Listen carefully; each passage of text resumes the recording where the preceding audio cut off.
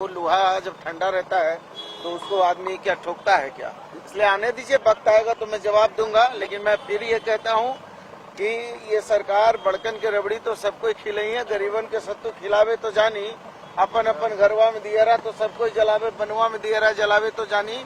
तो हमने बानी जा घरवा में दियरा बनवा में दियरा जलावे के हिम्मत बानी।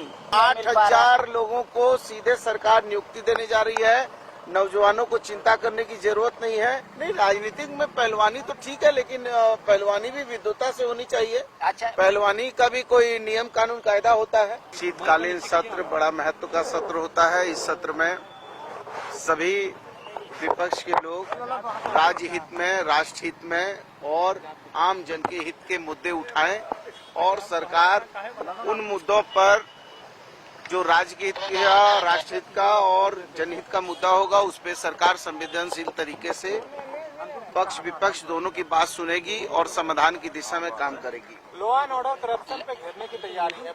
नहीं, बिल्कुल। देखिए, ये लोकतंत्र है। लोकतंत्र में हर व्यक्ति को अभिव्यक्ति की आजादी है और यही लोकतंत्र है। और ये पवित्र मंदिर है लोकतंत्र का। इसमें अपनी बात को मजबूती से रखनी चाहिए।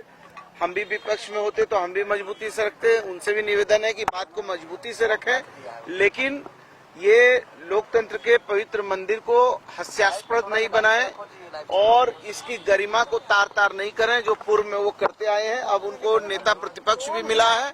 अब नेता प्रतिपक्ष के नेतृत्व में वो मजबूती से राजहित की बात और आम जन की बात को उठाएं। और सरकार पूरी तरीके से गंभीर है।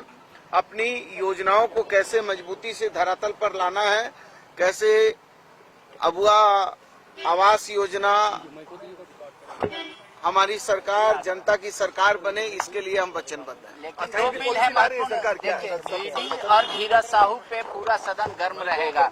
एक दिन लॉ एंड ऑर्डर मुद्दे पे, फिर उसके बाद जो बिल लौटा है राजभवन से वो सरकार रखने वाली है 32। तो हर जगह तो सत्ता पक्ष कमजोर दिख रहा है। नहीं, देखिए, कमजोर और मजबूत की बात नहीं है। कोई यहाँ पहलवानी की और कुश्ती की तो बात है नहीं।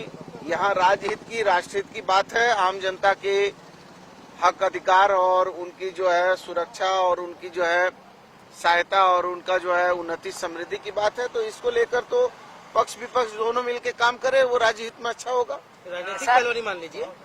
नहीं, राजनीतिक में पहलवानी तो ठीक है, लेकिन पहलवानी भी विद्वता से होनी चाहिए। अच्छा, पहलवानी का भी कोई नियम कानून कायदा होता है, उसमें भी कोई एथिक्स होते हैं, एथिक्स का पालन हो। वरना जी 32 को लेकर आप शुरू से विरोध करते रहे, स्थानीय नीति और वो पॉलिसी वापस आ गई राजभवन से, सरकार रखेगी भी। तो अब क्या आप अपने सरकार को ये सुझाव देंगे कि जो करना है यहीं से कर लो, केंद्र के भरोसे मत रहो? नहीं, देखिए, मैंने पहले भी अपनी जो बात थी उस बात को रखा था। अब फिर जो भी बात सामने आएंगी उसके बाद रखेंगे। समय के पहले किसी बात को, लोहा जब ठंडा रहता है तो उसको आदमी क्या ठोकता है क्या। इसलिए आने दीजिए, वक्त आएगा तो मैं जवाब दूंगा। लेकिन मैं फिर ये कहता हूँ कि ये सरकार बड़कन के रबड़ी तो सबको खिलाई है, गरीबन के सत्तू खिलावे तो जानी, अपन अपन घरवा में दियरा तो सबको जलावे, बनवा में दियरा जलावे तो जानी। तो हमने बानी जा घरवा में दियरा बनवा में दियरा जलावे के हिम्मत बानी। लेकिन बच्चा लोग तो आंदोलन पे है कि भाई नियोजन नीति बच्चा नहीं लोगों है, को तो अभी 8,000 लोगों को सीधे सरकार नियुक्ति देने जा रही है। नौजवानों को चिंता करने की जरूरत नहीं है।